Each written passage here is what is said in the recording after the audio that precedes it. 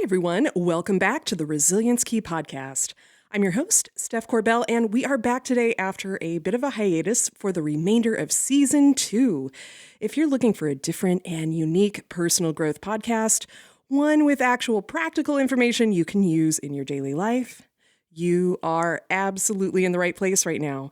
This season, I've been focusing on stories from my long career as a tattoo artist to illustrate some huge life lessons I've learned along the way.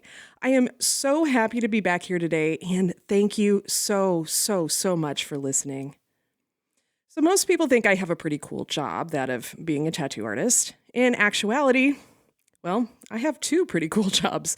My full-time gig is obviously running my own tattoo studio, but I also work part-time as a flight instructor. So yeah, I basically get paid to draw pretty pictures on nice people, and I teach other nice people how to fly tiny little airplanes. Not exactly a bad way to spend your work week, right? I am really grateful to be at this point in my life, and yes, I absolutely love doing what I do. However, it took a ton of work to get to this point, and not every day is exactly sunshine and roses. So when well-meaning folks look up to me, idealizing how cool it must be to live like this, and they say, "Oh, you're so lucky to do what you love," that gets to me a bit.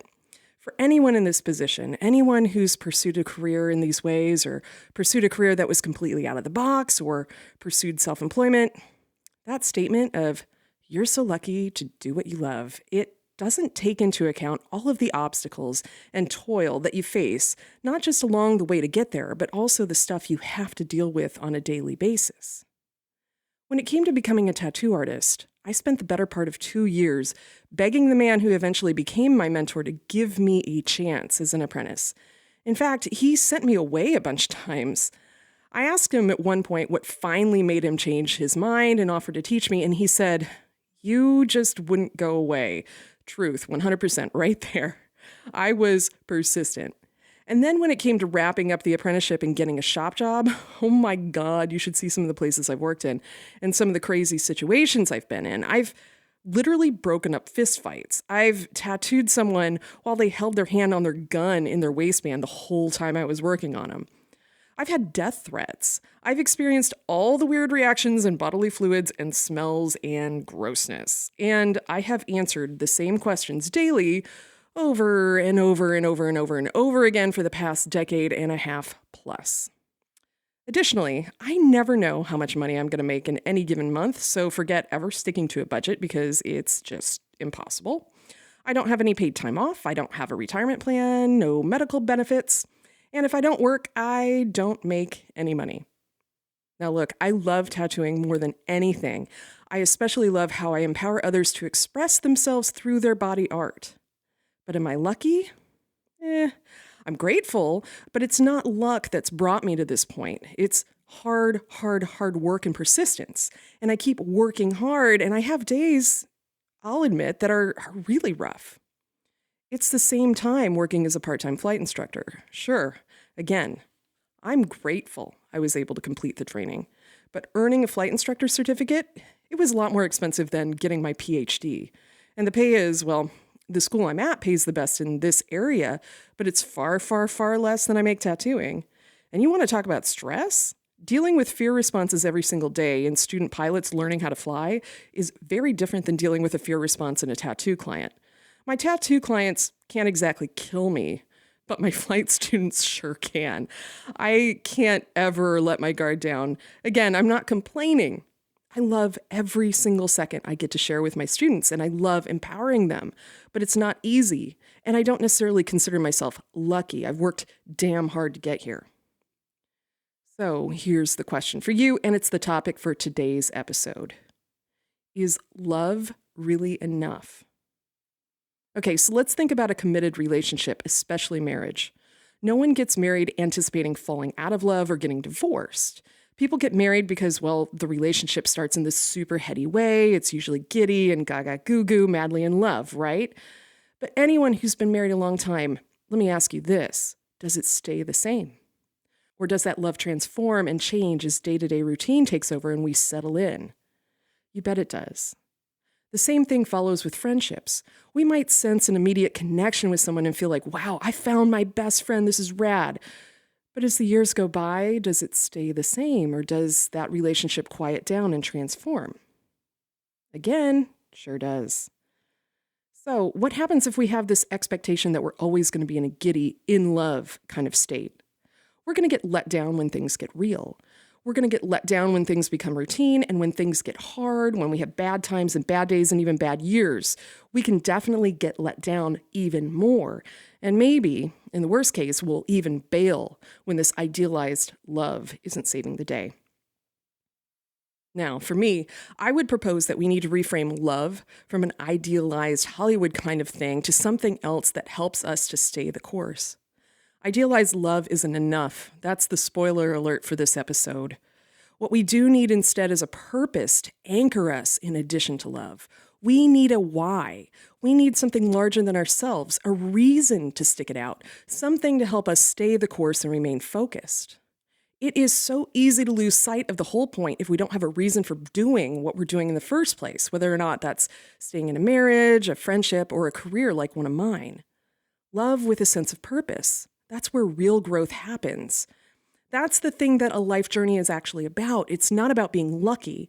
Even simply maintaining deep love requires commitment and work. But if we remember why we're here and why we're doing this, it makes the work worth it in the end.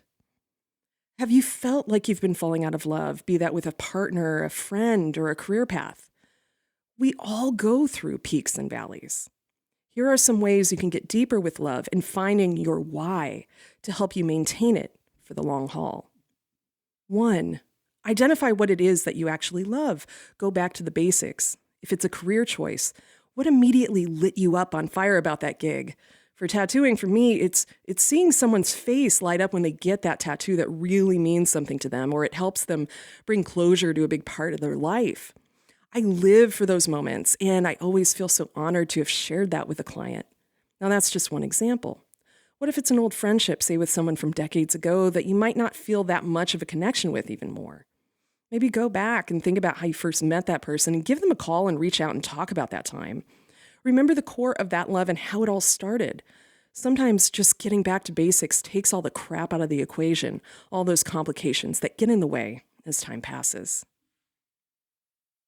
2, this might sound crazy, but when it comes to pursuing something you love or staying the course in a relationship of some kind, I find that writing down a mission statement is incredibly helpful. Now, what's that? I know it sounds corporate, but it doesn't have to be. Just get out a sheet of paper and write down what your mission is. With me, for my tattooing job, it's something like, I get to help celebrate moments in my clients' lives, and I get to help them commemorate emotional growth to empower them on their life's journey. I mean, how cool does my job sound when I frame it that way? Another example. In my marriage today, I get to share my life with an amazing man. We work together to enjoy life as partners in every sense of the word, and we create a safe haven in our home for each other. Seriously, I think that's pretty rad. What about you? What mission statements can you come up with? 3, when it comes to challenges, go back to that mission statement and frame those challenges within the why you've identified. Going back to the tattoo career example, let me tell you, it's a frustrating and stressful job a lot of days. You have cancellations, you have attitudes, you have weird competitive folks in the same field throwing all kinds of weird jabs at you. And it's so easy to get burned and jaded about it all and start turning into a jerk and take it out on your unsuspecting clients. But for me, if I go back to that mission statement about how this whole experience helps me empower clients on a life journey, all that other stuff, it starts to seem small and trivial.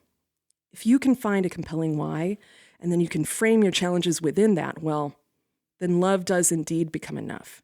In fact, it's the only choice you have. I hope this episode helps you. I think many of us throw the towel in too soon on something we love, a career, relationship, or a new pursuit when things get hard. And as humans, we don't like things to be hard, but work is part of anything. And if we can keep the why in the forefront of our minds, the work needed to maintain the love of whatever it is that you choose, it's going to be 1000% worth it.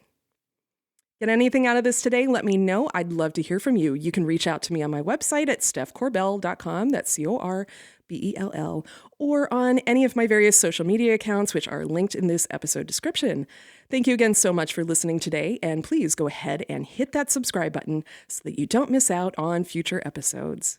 Until next time, Remember that you're more resilient than you realize, and you're stronger than you know.